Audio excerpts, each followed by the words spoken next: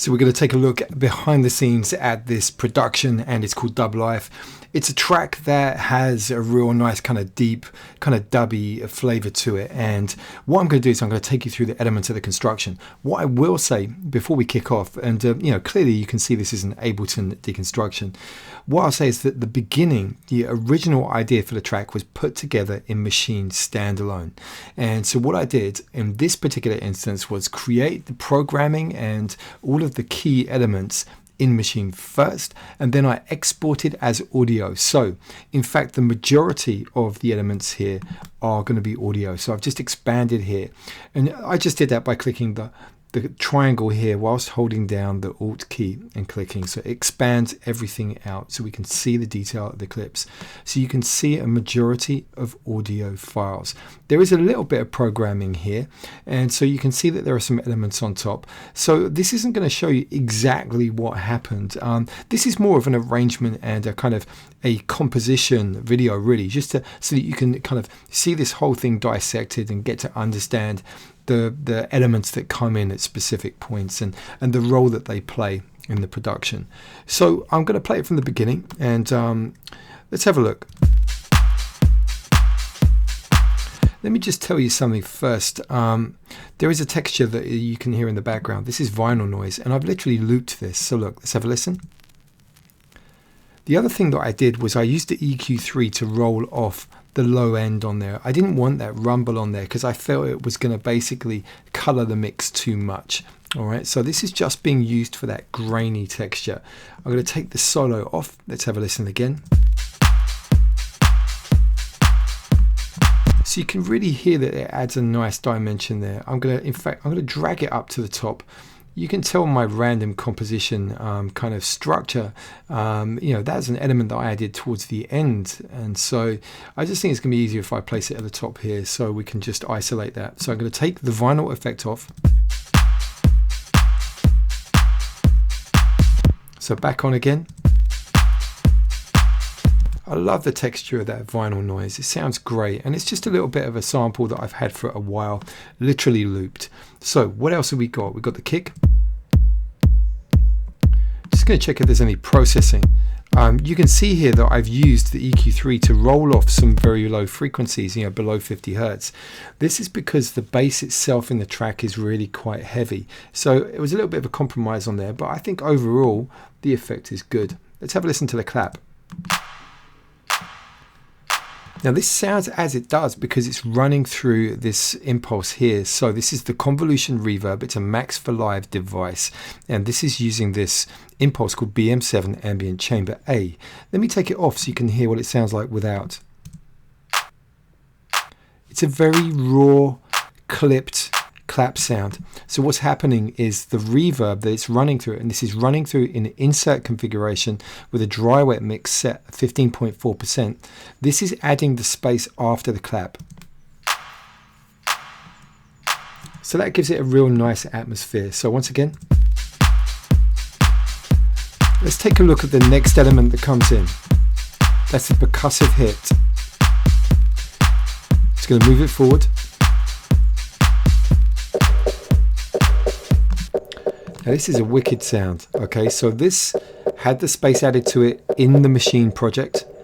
It's a nice percussive element, and also you can see that I've rolled off the low frequencies here with a high pass filter set to 117 Hertz.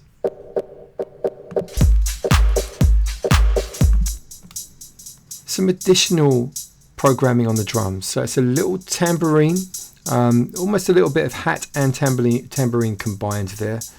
That's a nice little swingy kind of hit on top. And just so you can see this, these are basically 8-bar clips. So we've got a nice steady progression as the track elements are building up. And look, we've got something new coming in here.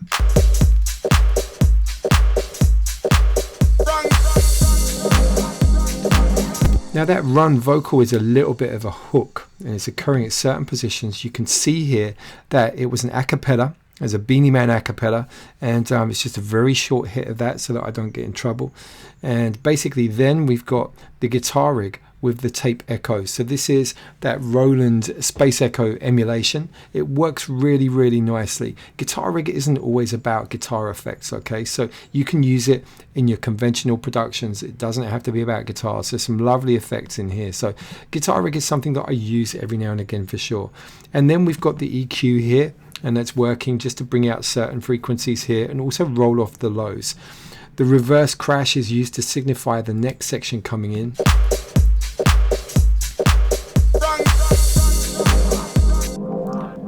Now this is something that's working really nicely. I'm just going to show you a few of the signal processing elements that are contributing to the end result. Let me just grab all of this. I'm going to select this. I'm going to hold down Shift. So the first to the last, it's a contiguous selection. I'm going to right click here. And what I'm going to do is I'm going to group these together. So they're all being treated as kind of one effect. I'm going to turn them all off. And let's have a listen from here. I'm going to turn the effect back on now.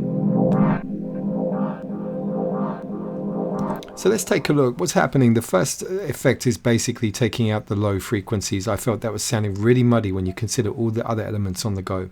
The next thing is the phaser. That's adding that spatial movement, adding some width, and it's making it feel like it's evolving over time. The glue compressor is there to balance the levels out. Because of the phasing, that's introducing new volume fluctuations, and so the glue compressor is just there to bind things together. Then once again, some EQ. I don't know why I added that. That was probably because there was some coloration on the low frequencies from the phaser.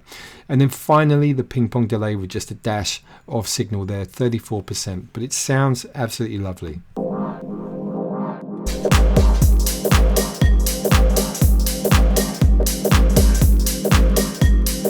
So there's some nice little percussive elements coming in here. Let's take a look at some of those. The metal hit particularly, I think, is very, very interesting. A real characteristic tone.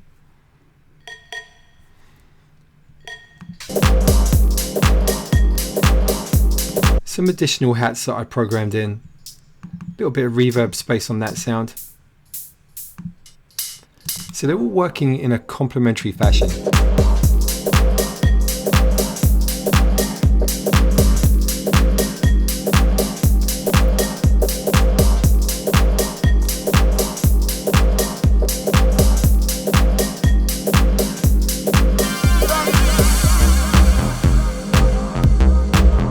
So they're a very common thing to do at the end of the 8-bar section when you're going to introduce something new.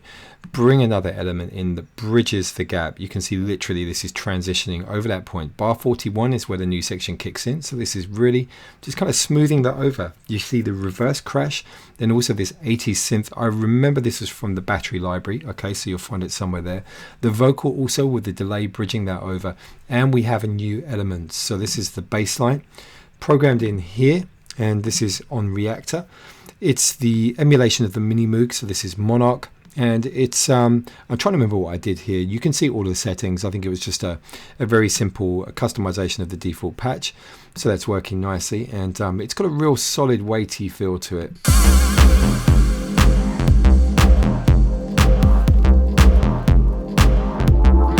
Now here's something interesting, right? So we've been listening to that same chord pattern over and over again. But if I kept it going on this sequence, it might sound a little bit boring. So you can see that I've transposed it up here.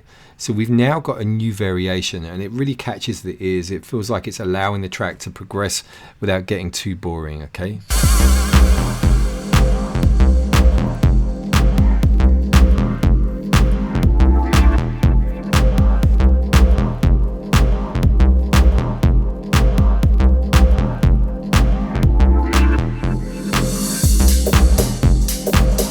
Now, let me try and remember what I did with this.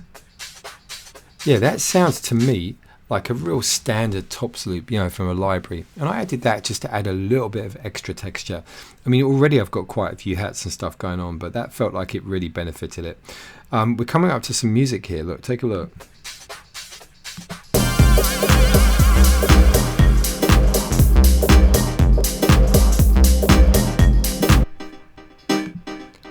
So once again, the dub delay flavor here, tape echo on the guitar rig. That was a little piano chord stab. Gives it that real dubby vibe.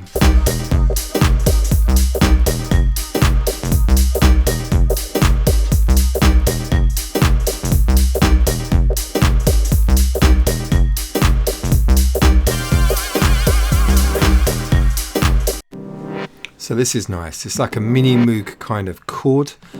This is running, this was something inside Machine. I think it was a sample. And it sounded great. It's also got some width from the CMX. I'll take it off. So it's adding a nice bit of kind of detuned thickness to the sound. Let's take it off solo. And you can see basically that the elements are dropping down here because something, it's just like a little breakdown, some space here.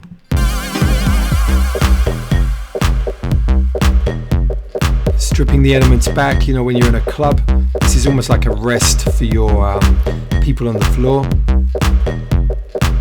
Maybe a chance for a DJ to drop sound effects or an a cappella.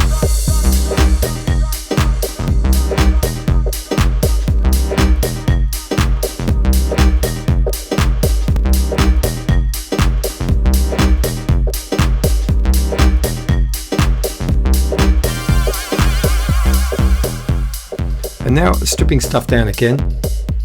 Something different's going to come up here. I'm trying to remember what it is. Oh yeah, here we are, the high piano. Let me show you what's going on here. Contact the Berlin Grand.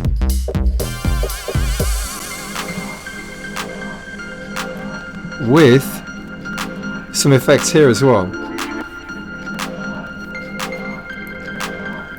So I loaded these up into Guitar Rig just to add that nice, beautiful expanse to the sound. Let me show you what it would sound like without those effects.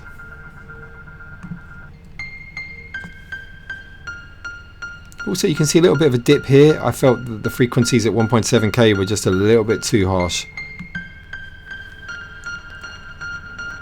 It's such a beautiful effect with the Guitar Rig on there. So once again, these two effects, you can see the settings. Makes a huge difference, and in that section it just provides a nice contrast.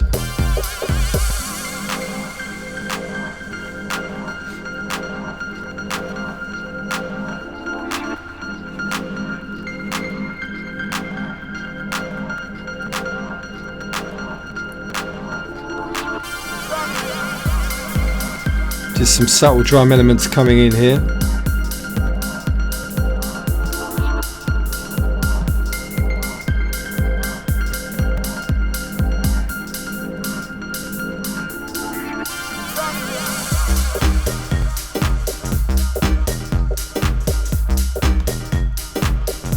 So to be honest with you, that's about it. And you can see how important that piano section was to provide the contrast. If I didn't have that, the track would have got boring, too repetitious. A couple of little subtle kind of variations here on the outro, but remember what I'm trying to do here is create something for the DJ to mix the next tune in. So I don't want to do anything too dramatic, nice and simple. So here we go, just leading out for the DJ. Now whilst that's playing out, let's go and take a look at the master section. So a virtual mix rack here, Slate Digital. I'm a big fan of this stuff, as you know. Trimmer just being used to do some gain staging. Okay, so just bringing the level down before it hits this mix bus device, which is emulating the SSL 4000. Over here, just a bit of gentle compression, you can see that.